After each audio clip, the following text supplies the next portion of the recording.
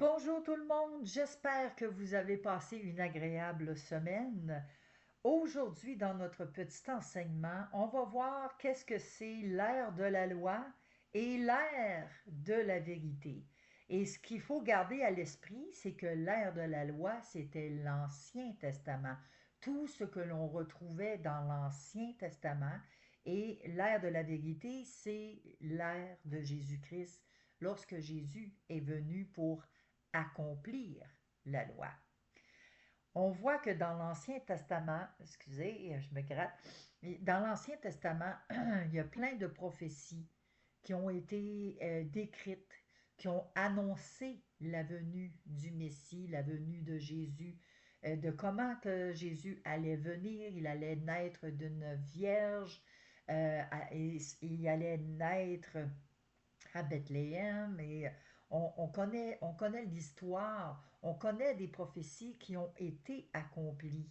Mais dans le temps, lorsque ces prophéties étaient annoncées dans l'Ancien Testament, étant donné que ce n'était pas le temps pour le peuple, pour la population de l'époque, de comprendre, eh bien, ces paroles-là étaient scellées.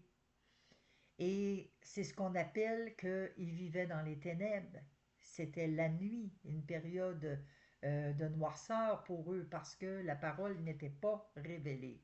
Et quand que le temps est venu dans le Nouveau Testament et que là, les prophéties ont commencé à s'accomplir, même les pharisiens, les scribes qui lisaient la parole de Dieu n'étaient pas en mesure de voir.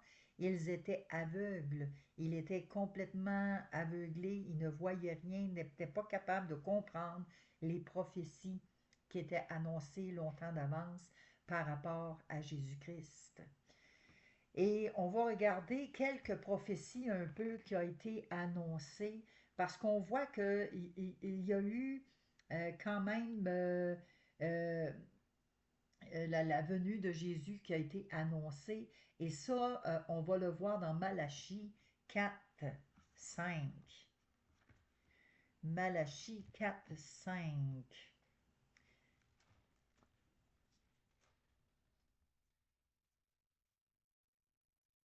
Voici, je vous enverrai Élie le prophète, avant que le jour de l'Éternel arrive, ce jour grand et redoutable. Donc ici, Élie le prophète, si on va voir lors de la première venue, on voit c'est qui Élie le prophète. Et on va regarder dans Acte 2, 20, 24. Parce que effectivement, Élie devait venir avant. Acte 2, 20 à 24. Le soleil se changera en ténèbres et la lune en sang avant l'arrivée du jour du Seigneur, de ce jour grand et glorieux. Alors quiconque invoquera le nom du Seigneur sera sauvé. Homme israélite, écoutez ces paroles. Jésus de Nazareth, cet homme à qui Dieu a rendu témoignage devant vous par les miracles, les prodiges et les signes qu'il a opérés par lui au milieu de vous, comme vous le savez vous-même. Cet homme, livré selon le dessein, arrêté et selon la prescience de Dieu, vous l'avez crucifié, vous l'avez fait mourir par la main des impies. Dieu l'a ressuscité en le délivrant des liens de la mort, parce qu'il n'était pas possible qu'il fût retenu par elle.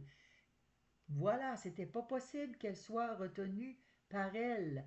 Et on voit que Élie devait venir, Élie devait préparer le chemin de Jésus-Christ. Et on voit aussi, si on regarde, on va retourner dans Malachie pour vérifier le Malachie 3, verset 1. Je l'avais tantôt ici. Bon, on va revenir dedans. Malachie 3, verset 1 qui dit: Voici, j'enverrai mon messager. Il préparera le chemin devant moi. Et soudain entrera dans son temple le Seigneur que vous cherchez et le messager de l'alliance que vous désirez. Voici, il vient, dit l'Éternel des armées. Donc, on voit clairement, il envoie son messager, Matthieu 17. On va aller le confirmer ici, qui se confirme dans le Nouveau Testament. Matthieu 17, de 10 à 13, qui nous dit: les disciples lui firent cette question: pourquoi donc les scribes disent-ils qu'Élie doit venir premièrement? Il répondit: il est vrai qu'Élie doit venir et rétablir toutes choses. Mais je vous dis qu'Élie est déjà venu, qu'ils ne l'ont pas reconnu et qu'ils l'ont traité comme ils ont voulu. De même, le Fils de l'homme souffrira de leur part. Les disciples comprirent alors qu'il leur parlait de Jean-Baptiste. Alors Jean-Baptiste n'était pas Élie lui-même, mais il avait l'esprit d'Élie sur lui. Et c'est lui qui préparait le chemin du Seigneur, qu'il criait dans les déserts: repentez-vous, repentez-vous, car le royaume des cieux est proche. Et c'est lui qui avait le mandat de ramener les cœurs à Dieu le Père. Élie était déjà venu. Si on regarde Marc 1, le verset 21-22, ils se rendirent à Capharnaüm et le jour du sabbat, Jésus entra d'abord dans la synagogue et il enseigna. Ils étaient frappés de sa doctrine, car il enseignait comme ayant autorité et non pas comme les scribes. Voyez-vous, il avait une autorité. Verset 27, tous furent saisis de stupéfaction de sorte qu'ils se demandaient les uns aux autres: qu'est-ce que ceci? Une nouvelle doctrine? Il commande avec autorité même aux esprits impurs et ils lui obéissent. Alors, il avait l'autorité. Jésus était l'autorité suprême. Et eux étaient stupéfiés de voir qu'il avait l'autorité, Jésus. Quand Jésus est venu, sa doctrine, son enseignement était différent des scribes. C'était de la nourriture solide. Rappelons-nous la semaine passée, quand je vous ai parlé, est-ce qu'on est encore au lait ou si nous sommes dans la nourriture solide? Et là, eux étaient en mesure de voir et de discerner que, hey, hey, Jésus, là, wow, ça c'est de l'enseignement, ça c'est de la nourriture solide, étaient capables de le voir dans ce temps-là. Jean 6, 60. J'ai des problèmes de luminosité, mais vous me voyez la fraise quand même, c'est correct. Euh, bon, j'ai dit Jean 6, 60. C'est important de regarder et de comprendre les Écritures. Et ici, il faut comprendre le sens de ce que je vais vous lire.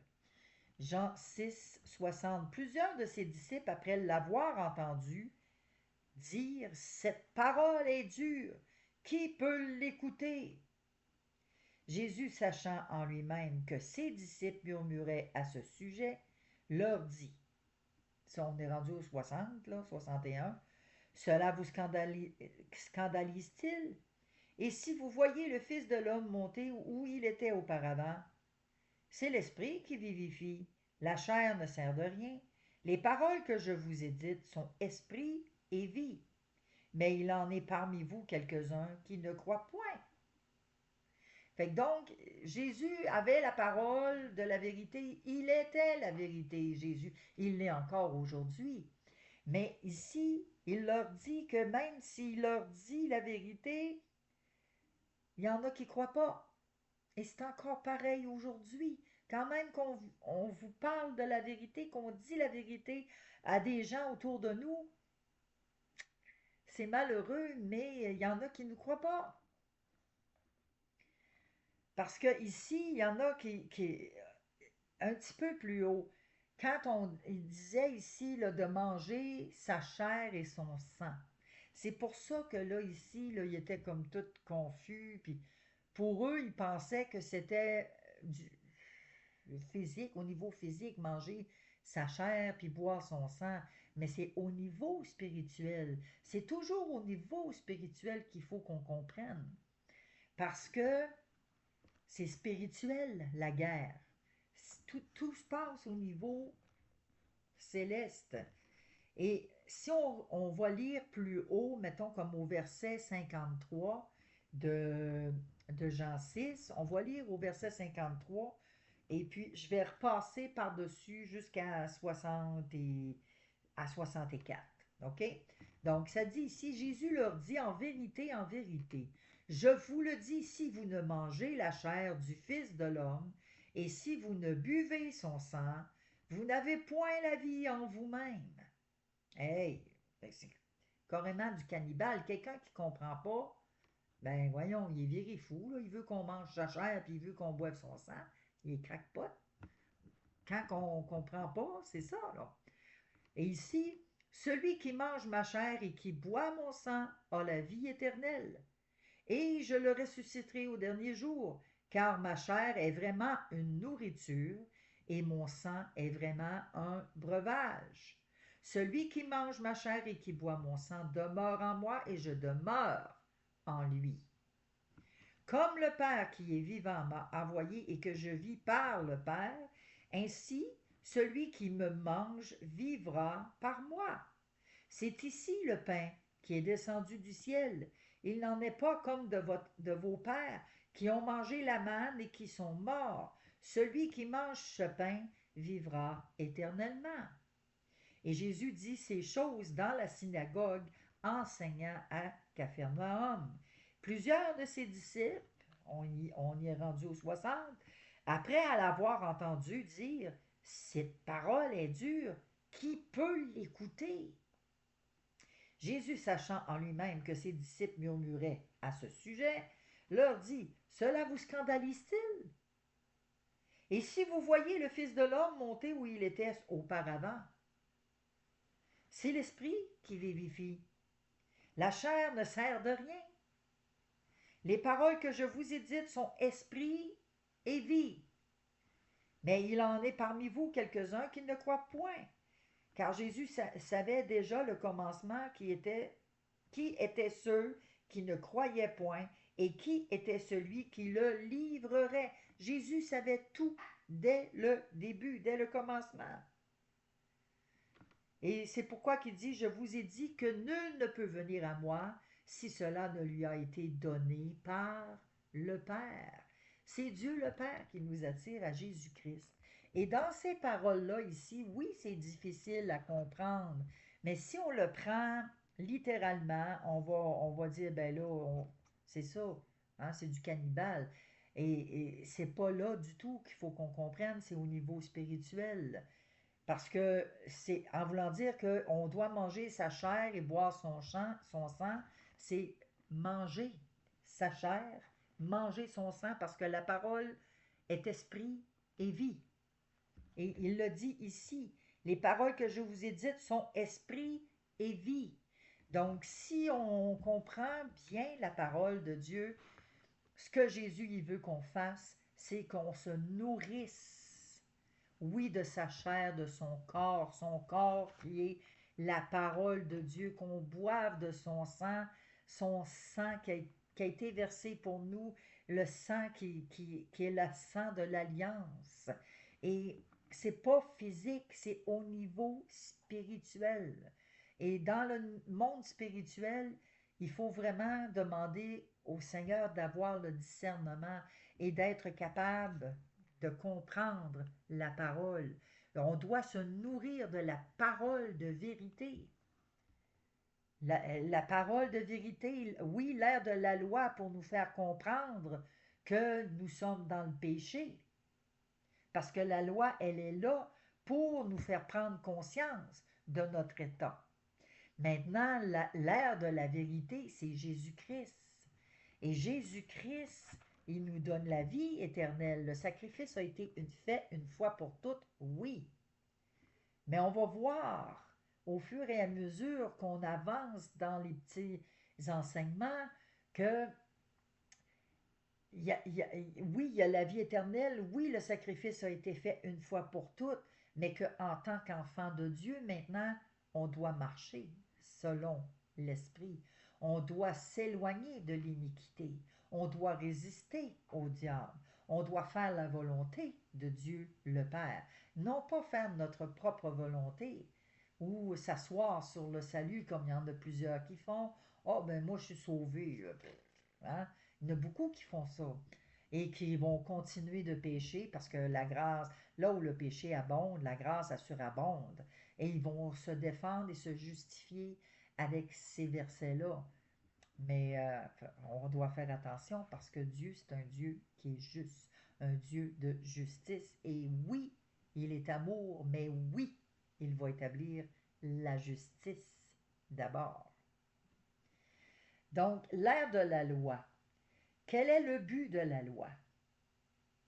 On sait que la vérité n'est pas la loi. La vérité, c'est Jésus-Christ. On sait ça. Jésus a apporté la grâce.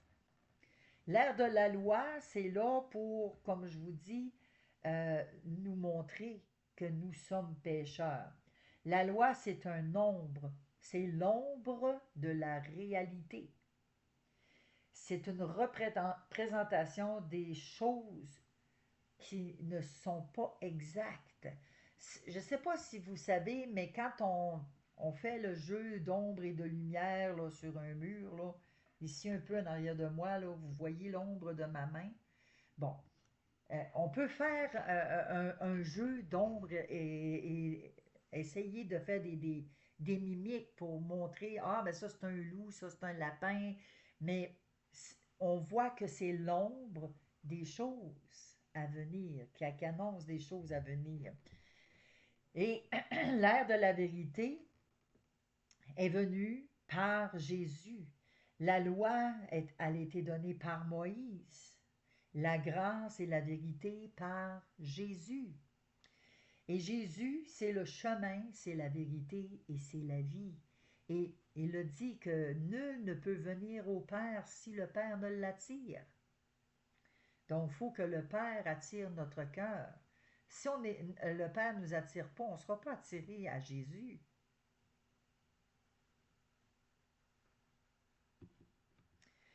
On va aller regarder Habakkuk. Habakkuk 2, verset, 20, verset 2, 3. Habakkuk, verset Habakkuk 2, 2, 3. L'Éternel m'adressa la parole et il dit, écris la prophétie, grave-la sur des tables afin qu'on la lise couramment, car c'est une prophétie dont le temps est déjà fixé. Elle marche vers son terme et elle ne mentira pas. Si elle tarde, attends-la car elle s'accomplira certainement. Alors ici, on voit vraiment que la prophétie avait une heure fixée. Et on ne peut pas déterminer l'heure, même Habakkuk ne savait pas l'heure qui était déterminée. Il y a juste Dieu qui sait l'heure qui était déterminée, quand est-ce que ça allait arriver, quand est-ce que Marie allait avoir la visitation de l'ange pour dire qu'elle allait porter le Fils de Dieu. Alors, tout était bien coordonné, mais il n'y a personne qui savait l'heure, la date, l'année, le jour. Il n'y a personne qui savait ça, sauf Dieu. Oui, la prophétie est annoncée. Donc, quelqu'un qui, moi, c'est ça que je me dis là aussi, et je suis convaincue que c'est ça. Il n'y a pas de date, il n'y a pas d'heure, il n'y a pas de jour pour le retour de Jésus-Christ. Alors, si vous entendez dire, ah ben Jésus va revenir telle date, mensonge, mensonge. Qui sommes-nous pour prétendre connaître la date, l'heure? Le mois, le jour, l'année, qui sommes-nous pour prévoir? Oui, il y a des signes des temps, oui, mais il faut qu'on se rappelle qu'un jour pour Dieu, c'est comme 1000 ans, et 1000 ans, c'est comme un jour. Alors pour nous, on peut voir, oui, effectivement, les signes des temps qui sont là, mais c'est le temps de Dieu qui va s'accomplir. On n'est pas capable, on n'est pas en mesure de déterminer quand est-ce que l'avènement de Jésus-Christ, le retour de Jésus va revenir, on ne peut pas le déterminer. Donc, il y en a beaucoup qui ont été persécutés aussi par rapport à Jésus, par rapport à ce que Jésus apportait comme enseignement. On sait que les apôtres ont tous été tués aussi. Et il n'y en a pas un qui a pas souffert. Ils ont tous souffert. Et on doit s'attendre, nous aussi, en tant qu'enfants de Dieu, hein? On doit s'attendre à ce qu'on va souffrir, nous aussi. Donc, Jésus lui-même a souffert, les apôtres ont souffert, ils sont morts en martyrs, certains sont morts en martyrs, il y en a qui ont été crucifiés la tête en bas, il y en a qui ont été lapidés. Euh, Écoutez, il y a eu plusieurs façons de tuer les apôtres, les disciples de Jésus. Et si eux n'ont pas été épargnés, imaginons-nous pas que nous, on va être épargnés. Parce que en tant qu'enfant de Dieu, on ne doit pas non plus se cacher comme un autruche et faire semblant que ben, on ne connaît pas Jésus, faire le Pierre. Hein? Pierre, il a renié Jésus 3 fois à la croix. Donc, nous, on ne doit pas être comme ça, mais on doit être capable de s'affirmer, on doit être capable de se tenir debout comme Daniel dans la fournaise, au lion, Abednego, Shadrach, bon, qui étaient dans la fournaise, ils ont dit non, on ne se prosterneront pas devant cette statue-là. Et ils ont tenu ferme. Et Dieu était avec eux au milieu de la fournaise. Ils sont ressortis de là, ils ne sentaient même pas la boucane, ils n'étaient même pas brûlés. Donc, si on est capable en tant qu'enfant de Dieu de se tenir debout, puis d'avoir une foi ferme et une assurance que Dieu va intervenir, ben Dieu va intervenir. Dieu honore la foi. Donc ici, dans Acte 8, on va aller lire dans Acte 8 les persécutions qu'il y a eu. 8, de 1 à 3. Saul avait approuvé le meurtre d'Étienne. Étienne, c'en est un martyr. Et Saul, avant sa conversion, parce qu'il s'appelait Paul, mais avant, c'est Saul. Il persécutait les chrétiens, il les poursuivait, il les martyrisait, il les décapitait. Saul avait approuvé le meurtre d'Étienne. Il y eut ce jour-là une grande persécution contre l'église de Jérusalem, et tous, excepté les apôtres, se dispersèrent dans les contrées de la Judée et de la Samarie. Des hommes pieux ensevelirent Étienne et le pleurèrent à grand bruit. Saul, de son côté, ravageait l'église. Pénétrant dans les maisons, il en arrachait hommes et femmes et les faisait jeter en prison. Je vais connecter mon ordinateur parce que là, je sens que j'ai une petite baisse d'énergie avant de vous perdre. Voilà, c'est fait. Alors, voyez-vous, ils persécutaient, ils ravageaient les maisons, ils sortaient hommes et femmes. C'était des persécutions. Imaginez-vous, oui, oui, oh, ben oui, c'était dans ce temps-là, mais là, on n'est plus dans ce temps-là. Non, on n'est plus dans ce temps-là, on est pire que dans ce temps-là. Parce que plus les années avancent, plus il y a la violence, il y a des meurtres, le mal est répandu de plus en plus sur la terre. De plus en plus. Et on va bien voir aussi que les chrétiens vont être persécutés. On va le voir, ça. Si eux ont été persécutés, allez pas vous imaginer que vous ne le serez pas, là. On va en vivre des tribulations. On va en vivre. Pas toutes, mais on va vivre dans les débuts de tribulation. Et pour que justement on n'abandonne pas Dieu, ben Jésus va arriver, il va revenir nous enlever pour nous emmener avec lui, pour justement nous garder, pour pas qu'il en perde un seul que Dieu le Père lui a donné. On a Acte 6. On va aller voir Acte 6 au verset 14 qui nous dit: Car nous l'avons entendu dire que Jésus, ce Nazaréen, détruira ce lieu et changera les coutumes que Moïse nous a données. Donc, on voit ici qu'il persécutait déjà là, Jésus. Ben oui, c'est Jésus de Nazareth, lui-là. Là. Il va détruire ça, là, le temple, il va détruire le lieu, lui-là, là, il va tout changer. Il n'était pas pour ça. C'est pas Jésus qui venait tout changer, Jésus venait pour accomplir les Écritures que eux ne comprenaient pas. Il manquait de compréhension, il pensait rendre service à Dieu en chassant les gens des synagogues et tout ça, comme Paul, Saul de Tarse. Il pensait, lui-là, qu'il était correct. Les scribes, les pharisiens, il était, comment je pourrais dire, il était sincèrement dans l'erreur. Il était sincère, convaincu que ça venait de Dieu. On va regarder Jean 16, 2. Convaincu que c'est de Dieu, que Dieu demandait là, de chasser puis de les tuer, mais c'était pas de Dieu du tout, du tout, du tout. Jean 16, verset 2. Ils vous excluront des synagogues et même l'heure vient où quiconque vous fera mourir croira rendre un culte à Dieu. Ça va se faire encore parce que la parole est actuelle. Elle est toujours d'actualité, la parole. Ça va se faire encore. Les chrétiens, on va se faire persécuter. Regardez un peu partout ce qui se passe dans le monde. Il n'y a personne qui en parle aux nouvelles. Ben non, on tient ça mort.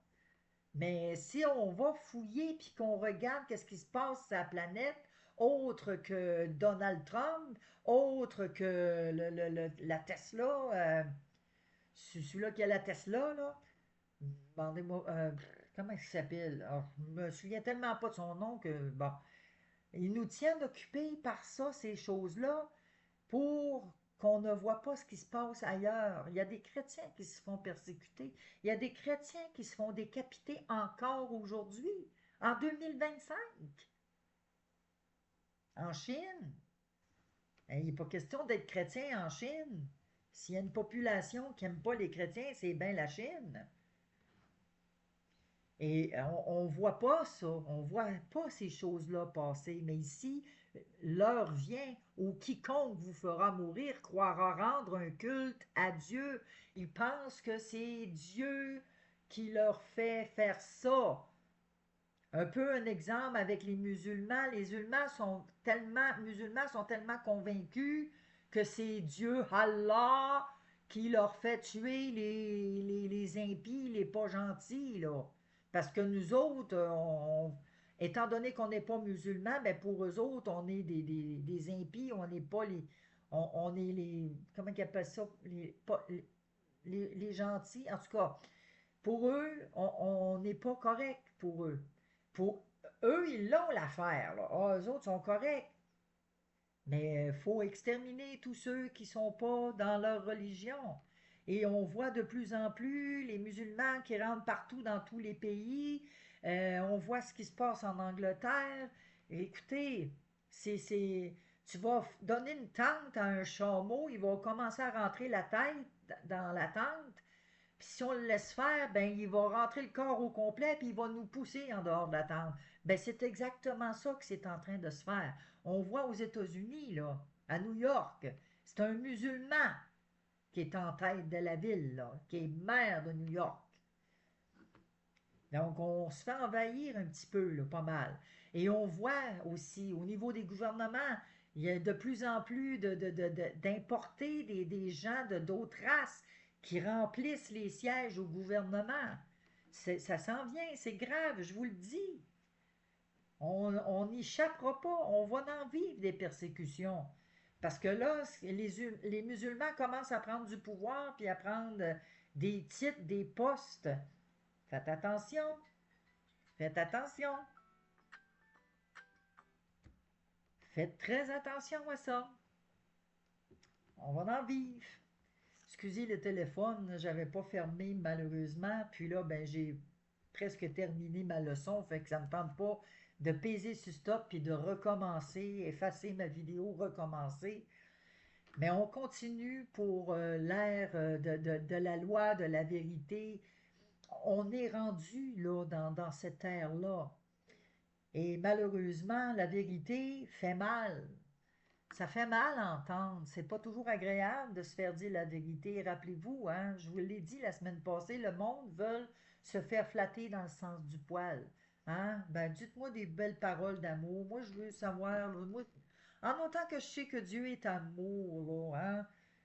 Dieu est amour, là, s'il vous plaît, là. Je peux pas croire que Dieu permet ça, excusez, ça. Dieu est tellement amour. Voyons, hein, faut pas juger, faut pas condamner, non. Mais ça fait mal. La vérité fait mal. Et ça a toujours fait mal, la vérité. Mais vaut mieux se faire dire la vérité, avoir mal pour un temps, puis après ça dire, ben écoute, hey, cette personne-là a dit la vérité, cette personne-là, on peut y faire confiance, même si ça fait pas notre affaire de se faire brasser. Au moins on sait où est-ce qu'on s'en va avec cette personne-là. Hein? Tandis qu'il y en a beaucoup d'hypocrites qui sont sur les places publiques, des hypocrites et qui vont adoucir des messages, ils vont les polir, les amadouer, puis pour amener ça tellement beau. Hein? Ah oui, Dieu vous aime, ah, on est sous la grâce de Dieu, Dieu nous aime. Mais c'est un évangile qui est dilué, parce que l'évangile de Dieu, oui, Dieu est amour, mais Dieu est justice. On oublie de parler de la justice de Dieu parce qu'on ne veut pas y croire. Ben non, Dieu aime tellement tout le monde qu'il a envoyé Jésus, son Fils, mourir à la croix. Puis Dieu nous aimait avant même que nous, on l'aime. Dieu aime le pécheur, oui. Dieu aime le pécheur, mais il n'aime pas le péché. Il y a une différence. Il y a une énorme différence. Et les gens confondent. Ouais, mais là, il faut bien les aimer, il ne faut pas les juger, il ne faut pas les condamner, il faut les aimer. La parole de Dieu dit qu'on doit reprendre. On doit reprendre, dans le sens de reprendre notre frère, de reprendre notre soeur avec amour pour lui faire comprendre. Prends conscience là, que là dans le chemin, tu t'en vas là, dans cette direction-là, ça ne marche pas. Faut que tu te reviennes. Ramener notre frère, ramener notre soeur sur la traque, sur la bonne traque. Puis quand on fait ça, ben là, tu me juges. Oh, ben là, tu me condamnes. Ah, est-ce que t'aimes mieux que moi, je te brasse un petit peu, puis ça te fasse mal, puis que tu reviennes? Ou t'aimes mieux continuer, que je te laisse continuer, puis que tu arrives en avant de Dieu, puis que tu passes pas? Arrière de moi, je vous connais pas, vous qui commettez l'iniquité, vous qui pratiquez l'iniquité. Je vous ai jamais connu. Plusieurs vont dire, Seigneur, Seigneur, j'ai prophétisé dans ton nom, j'ai fait des miracles en ton nom, j'ai parlé de Jésus, j'ai prié, j'ai fait telle chose en ton nom. Ben oui, oui, mais retire-toi de moi, moi je te connais pas. Tu as vécu dans le péché toute ta vie, tu as eu la chance de te refaire mettre sa traque, tu as vécu toute ta vie dans ce que tu croyais être juste, rappelons-nous, hein? Il était sincèrement convaincu que il faisait mourir les gens, puis il rendait un culte à Dieu parce qu'il était tellement convaincu qu'il était correct. Fait qu'on est souvent convaincus, nous aussi, que Dans la traque où est-ce qu'on s'en va, ben on pense qu'on est correct. Il faut se remettre en question. Et ça, c'est une question de tous les jours. On se remet en question à tous les jours. On a à se repentir, à demander pardon à Dieu. Parce que tantôt, on parle d'une manière, puis dans 2 minutes, on va dire autre chose. On est un peu comme Pierre qui dit à Dieu ne plaise, tu n'iras pas à la croix. Puis Jésus a dit arrière de moi, Satan. Puis quelques minutes avant, il dit tu es le Christ, le Fils du Dieu vivant. La même bouche, puis deux dialogues différents, deux déclarations différentes. Il faut faire attention, il faut prendre garde. Si on se pense debout, qu'on se pense à l'abri de bien des choses, on va tomber. On va tomber. Donc, les gens manquent de compréhension. Ils pensent rendre des cultes à Dieu, service à Dieu, mais au contraire, ils ne rendent pas de service à Dieu, pas du tout. Matthieu 5. Regardons Matthieu 5, verset 17.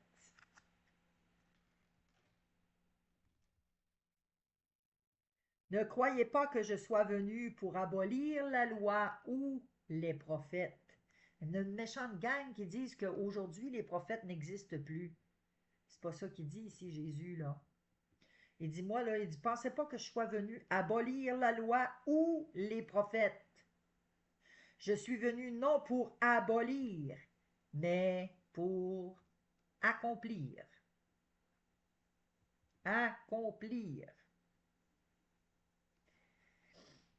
Alors, toute leur vie, ils l'ont entendu d'une certaine manière, étant accompli par le Christ. Ils ont entendu toute leur vie, tu ne tueras pas, tu ne tueras point, mais ils cherchaient à le faire mourir. Jésus est venu accomplir la loi. Personne ne comprenait la loi. Et Jésus, il est venu pour expliquer la loi. Ne croyez pas que je sois venu pour abolir la loi ou les prophètes. Je suis venu non pour abolir, mais pour accomplir. Verset 21, vous avez entendu qu'il a été dit aux anciens, tu ne tueras point. Celui qui tuera mérite d'être puni par les juges. Et là, pharisiens, scribes, sadducéens, ils cherchaient à faire mourir Jésus. La loi, elle est là.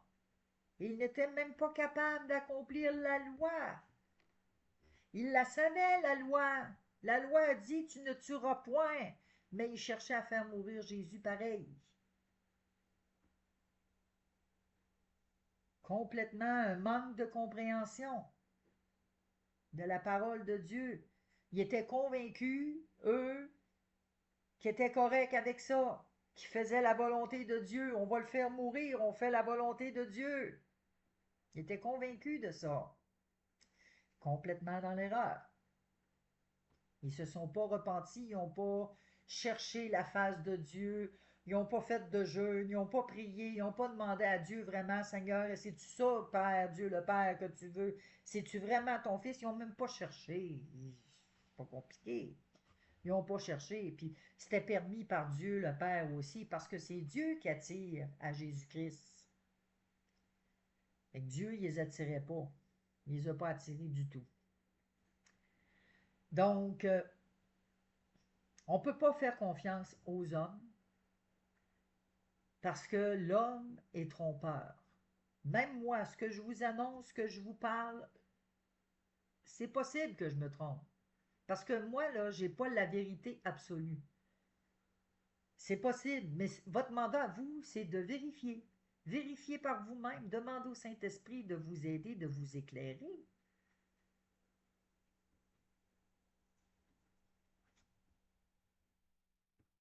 Je ne peux pas me faire confiance. Même moi, à moi-même. Vous ne pouvez pas vous faire confiance à vous autres mêmes. Vous savez, il y en a beaucoup dans le monde qui disent ah ben moi, je fais pas confiance à personne, on n'est jamais si bien servi que par soi-même, puis j'aime mieux me faire confiance à moi. Moi, j'ai confiance en moi, puis bon, au niveau du monde, ça passe. Hein? Ça peut passer. Mais au niveau de Dieu, là, on ne peut pas s'appuyer sur nos propres forces. On ne peut pas s'appuyer sur nous-mêmes. On ne peut pas se faire confiance. Parce que le cœur de l'homme est tortueux par-dessus tout. Et c'est la parole de Dieu qui le dit, pas moi. On doit faire confiance à Dieu et à sa parole. Ne pas faire confiance, ouais, mais j'ai entendu dire que non, non, ça ne marche pas de même. Les oui-dire, là, ça ne fonctionne pas. Tu veux savoir quelque chose par rapport à la parole de Dieu? Mets ton nez dans sa parole. Mets ton nez puis cherche, parce que la parole de Dieu le dit, celui qui cherche trouve.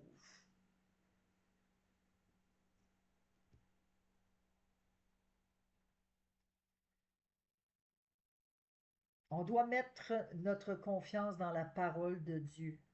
Et on doit utiliser la parole de Dieu comme un standard. Non pas nos émotions, non pas nos entourages, parce que ça n'a pas de sens de faire confiance à nos émotions et à nos entourages. Les sentiments, hein? On a un sentiment, on sent quelque chose, mais c'est menteur. Les sentiments. L'air de la loi, c'est encore scellé. Personne ne peut comprendre l'air de la vérité si on demeure sous la loi. Mais dans la loi, dans l'Ancien Testament, mais avec Jésus-Christ qui est venu pour donner l'air de la vérité. C'est la parole de Dieu qui est révélée. Le sceau a été enlevé et la parole de Dieu est ouverte et on peut comprendre les prophéties qui ont été annoncées. Les prophéties qui restent à venir, ça va être de la nourriture au temps convenable. Parce qu'on a Jésus-Christ dans notre vie, on a le Saint-Esprit, les prophéties qui restent à venir vont nous être révélées au temps convenable. On ne doit pas faire d'interprétation personnelle non plus des prophéties. Parce que si on fait des interprétations personnelles, il y a des fortes chances qu'on ne comprenne pas les prophéties. La parole, elle est fermée. Puis c'est pas correct quelqu'un qui va dire ouais, mais je pense que cette parole-là, je pense que c'est ça que ça veut dire. Ah, ben dans mon livre à moi, c'est ça que ça veut dire. Ben, ça, c'est pas correct. Des je pense, puis dans mon livre à moi, ça marche pas. C'est dans ton livre, pas dans la Bible. Donc, il faut faire attention. Il faut faire attention à ça. Lorsque la parole est ouverte, c'est qu'elle s'accomplit. Donc, quand la parole est ouverte, c'est qu'elle s'est accomplie. Donc, quand Jésus est venu et que la dernière parole qu'il a dit à la croix, tout est accompli. Ça veut dire que toutes les prophéties de l'Ancien Testament qui annonçaient sa venue, qui annonçaient tout ce qui s'est passé, aller jusqu'à ce que Jésus meure à la croix, toutes les prophéties ont été accomplies. Comme je vous l'ai dit, même le vinaigre avait été prophétisé dans l'Ancien Testament. Et quand ils ont donné le vinaigre pour éponger les lèvres à Jésus, ça faisait partie de la prophétie. Beaucoup disent, ouais, mais pourquoi ils ont donné le vinaigre au lieu de donner de l'eau? Mais c'est parce que c'est le vinaigre qui est annoncé dans la prophétie. C'est pas de l'eau. C'est pour ça. Alors ici, un livre scellé dans l'Apocalypse, il y a le livre scellé de 7 sceaux. Et il y a les sceaux qui s'ouvrent graduellement. La parole de Dieu est ouverte. Et c'est l'agneau de Dieu qui ouvre les sceaux. C'est lui qui les ouvre un à un parce que c'est lui qui est digne d'ouvrir les sceaux. Et les choses vont se révéler. On commence à voir et à percevoir certaines choses qui arrivent. On a des signes des temps qui sont là, qui s'accomplissent. Et on va continuer aussi à avoir les révélations, les prophéties qui vont s'ouvrir. Il reste des prophéties scellées, justement, qui ne sont pas ouvertes ou qui ne sont pas accomplies, qui sont dans l'Ancien, pas dans l'Ancien, mais dans l'Apocalypse, les sept sceaux. Et les pharisiens et les scribes voyaient s'accomplir les prophéties, mais n'y croyaient pas, ne les percevaient pas. Ils ont voulu garder la loi et continuer de vivre selon la loi. Il y en a beaucoup qui vivent que par la loi, qui ne croient pas en Jésus-Christ. La loi, elle est là comme un tuteur. C'est comme un tuteur qu'on met quand on plante un arbre, que l'arbre il est jeune. Ben, pour que l'arbre pousse bien droit, on va y mettre un tuteur, on va attacher l'arbre après et l'arbre va pousser droit. La loi, elle est là pour nous faire marcher droit.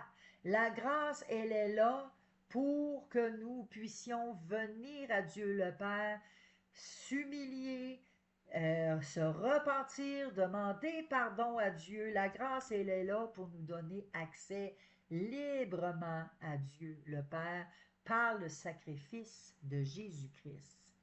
Et la grâce, elle est là pour nous donner le salut, la vie éternelle en Jésus-Christ. Donc, c'est tout ce qui complète notre petit enseignement, notre enseignement de cette semaine. La semaine prochaine, on va voir que il y a des... ça, c'était quoi? Ça, c'est les réponses au quiz? Non. On va aller voir le 15, c'est ça. On va aller voir cette leçon-là, Dieu et Satan. Nous devons être vigilants et tester la parole de Dieu en tout temps. C'est ce qu'on va voir la semaine prochaine. Sur ce, ben, passez une excellente semaine tout le monde et soyez bénis.